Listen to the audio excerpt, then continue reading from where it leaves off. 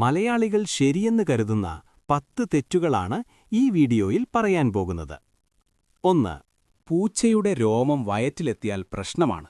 അത് വയറുവേദന ഉണ്ടാക്കും, ആരോഗ്യ പ്രശ്നമുണ്ടാക്കും, അല്ലെങ്കിൽ അത് ആമാശയത്തിലോ കുടലിലോ ഒട്ടിപ്പിടിക്കും. സുഹൃത്തുക്കളെ, മലയാളികൾക്കിടയിൽ ഏറ്റവും പ്രബലമായി വിശ്വസിക്കപ്പെടുന്ന ഏറെ പഴക്കം ചെന്ന ഒരു അന്ധവിശ്വാസമാണിത്. പൂച്ചയുടെയോ നായയുടെയോ രോമം, നൂൽ, ചണം ഒക്കെ പോലുള്ള ഒരു ഫൈബർ വസ്തു മാത്രമാണ്. അതൊരിക്കലും വയറ്റിൽ അസ്വസ്ഥതയുണ്ടാക്കില്ല.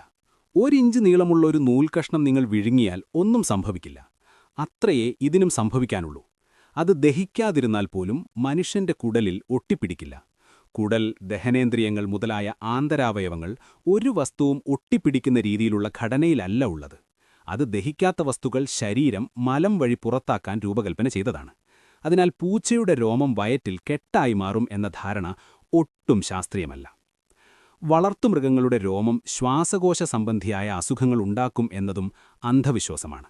എന്നാൽ അലർജി, ആസ്മ തുടങ്ങിയ രോഗങ്ങൾ ഉള്ളവർക്ക് മാത്രം ഇവയുടെ ദേഹത്തുള്ള പൊടി, താരൻ പോലുള്ള വസ്തുക്കൾ കൊണ്ട് ബുദ്ധിമുട്ടുണ്ടായേക്കാം. ഇക്കൂട്ടർക്ക് വളർത്തുമൃഗങ്ങൾ മാത്രമായിരിക്കില്ല അലർജി. പൂമ്പൊടി, മറ്റു രാസവസ്തുക്കൾ മുതലായവയും അലർജിയായിരിക്കും. മൃഗങ്ങൾ മാത്രമായി അലർജി ഉണ്ടാവുകയില്ല. 2. ഇടിയും മിന്നലുമുള്ളപ്പോൾ ഫോൺ ഉപയോഗിക്കരുത്.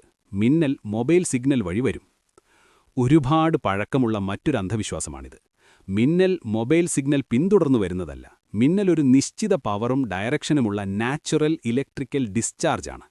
മൊബൈൽ ഫോൺ ഉണ്ടെങ്കിലും ഇല്ലെങ്കിലും നിങ്ങളിരിക്കുന്ന ദിശയിലേക്കാണ് മിന്നൽ വന്നാൽ മാത്രമേ അപകടമുണ്ടാകൂ.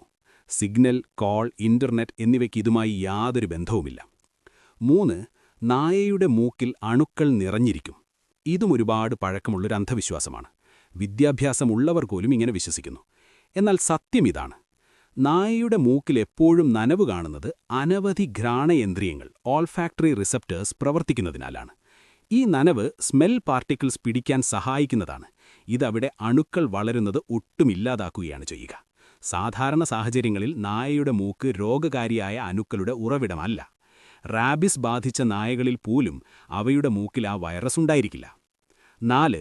പൂച്ചയുടെ രോമം ശ്വാസകോശ രോഗമുണ്ടാക്കും. പ്രബുദ്ധ മലയാളികൾ വിശ്വസിക്കുന്ന മറ്റൊരു തെറ്റിദ്ധാരണയാണിതും. പൂച്ചയുടെയോ നായയുടെയോ രോമം ശ്വാസകോശ രോഗം ഉണ്ടാക്കുന്നില്ല. ചിലർക്കെങ്കിലും ഇവ പ്രശ്നമുണ്ടാകുന്നത് അലർജി മൂലമാണ്. പൂച്ചയുടെ സ്കിൻ ഫ്ലേക്സ് അഥവാ താരൻ പോലുള്ളൊരു പൊടി, ഉമിനീർ പ്രോട്ടീൻസ് എന്നിവ അലർജിയുള്ളവർക്ക് ട്രിഗർ ചെയ്യാം. അലർജി ഇല്ലാത്തവർക്ക് ഇത് ലങ് ഡിസീസ് എന്നല്ല ഒരു പ്രശ്നവുമുണ്ടാക്കില്ല. 5. പെട്രോൾ പമ്പിൽ വെച്ച് ഫോൺ ചെയ്താൽ പൊട്ടിത്തെറിയുണ്ടാകും. ഇത് അധികം പഴക്കമില്ലാത്തൊരു തെറ്റിദ്ധാരണയാണ്. എന്നാൽ ആധുനിക ശാസ്ത്രം ഇതിനെ തള്ളിക്കളയുന്നു. ഇന്നത്തെ മൊബൈൽ ഫോണുകൾ സ്പാർക്ക് ഉണ്ടാക്കുന്നില്ല. ഈ പൊട്ടിത്തെറി ഭയം അവർ മുന്നറിയിപ്പ് തരുന്നത് ഫോൺ കാരണമല്ല. അശ്രദ്ധയും സ്റ്റാറ്റിക് ഇലക്ട്രിസിറ്റിയുമാണ് പെട്രോൾ പമ്പുകളിൽ ഫോൺ ഉപയോഗം നിലക്കുന്നത്. പ്രധാനമായും ഫ്യൂവലിംഗ് സമയത്തെ ഡിസ്ട്രാക്ഷൻ ഒഴിവാക്കാനും പൊതുസുരക്ഷ ഉറപ്പാക്കാനുമാണ്. 6. അജിനോമോട്ടോ അപകടകാരിയാണ്. MSG വിഷമല്ല. ഗ്ലൂട്ടമേറ്റ് സ്വാഭാവികമായി തക്കാളി, കൂൺ, ചീസ് പോലുള്ള ഭക്ഷണങ്ങളിലുണ്ട്. WHO, FDA പോലുള്ള സ്ഥാപനങ്ങൾ സാധാരണ അളവിൽ MSG സേഫ് ആണെന്ന് പറയുന്നു. എന്നാൽ പ്രോസസ്ഡ് ഫുഡ് വഴി അമിതമായി ഉപയോഗിക്കുന്നത് ആരോഗ്യത്തിന് നല്ലതല്ല. അമിതമായാൽ ഒന്നും നല്ലതല്ല. 7. തണുത്ത വെള്ളം കുടിച്ചാൽ ജലദോഷം വരും. ജലദോഷമുണ്ടാകുന്നത് വൈറസ് മൂലമാണ്, തണുത്ത വെള്ളം കാരണമല്ല. തണുത്ത വെള്ളം ചിലപ്പോൾ ത്രോട്ട് ഇറിറ്റേഷൻ ഉണ്ടാക്കി ലക്ഷണങ്ങൾ ശക്തമാക്കാം. എന്നാൽ അത് രോഗം സൃഷ്ടിക്കുന്ന കാരണമല്ല. വൃത്തി, രോഗപ്രതിരോധ ശേഷി എന്നിവയാണ് ജലദോഷം കൂട്ടുന്നതിനുള്ള പ്രധാന ഘടകങ്ങൾ. 8. മുട്ട കഴിച്ചാൽ ചുമ കൂടും. മുട്ട കഴിച്ചാൽ എല്ലാവർക്കും ചുമ കൂടില്ല. ചിലർക്ക് എഗ് അലർജി ഉണ്ടെങ്കിൽ ചുമയോ ത്രോട്ട് ഇറിറ്റേഷനോ ഉണ്ടാകാം. പൊതുവെ മുട്ട ഒരു മികച്ച പ്രോട്ടീൻ സോഴ്സാണ്.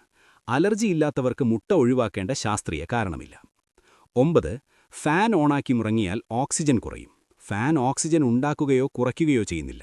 അത് വായു സർക്കുലേറ്റ് ചെയ്യാൻ മാത്രമാണ് സഹായിക്കുന്നത്. മുറിയിൽ ശരിയായ വെന്റിലേഷൻ ഉണ്ടെങ്കിൽ ഫാൻ ഓണാക്കി ഉറങ്ങുന്നത് സുരക്ഷിതമാണ്. ഓക്സിജൻ കുറയും എന്ന ധാരണ ശാസ്ത്രീയമല്ല. രാത്രി ഭക്ഷണം കഴിച്ചാൽ ശരീരത്തിൽ കൊഴുപ്പ് കൂടും. തടി കൂടുന്നത് ഭക്ഷണം കഴിക്കുന്ന സമയത്തെ ആശ്രയിച്ചല്ല. ആകെ കലോറി ഇൻടേക്കും ഫിസിക്കൽ ആക്ടിവിറ്റിയുമാണ് കാരണം. കൊഴുപ്പ് അധികം കഴിച്ചാൽ ദഹനം പ്രശ്നമാകാം. പക്ഷേ ചെറിയ അളവിലുള്ള ബാലൻസ്ഡ് ഡിന്നർ കൊഴുപ്പ് കൂട്ടണമെന്നില്ല. ഇനിയും ഇതുപോലുള്ള തെറ്റിദ്ധാരണകൾ നിങ്ങൾക്കറിയാമെങ്കിൽ താഴെ കമന്റ് ചെയ്യൂ.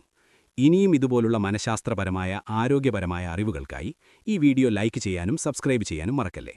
ഇനിയും ഇതുപോലെ അധികമാരും ചർച്ച ചെയ്യാത്ത വിഷയങ്ങളുമായി വീണ്ടും കാണാം.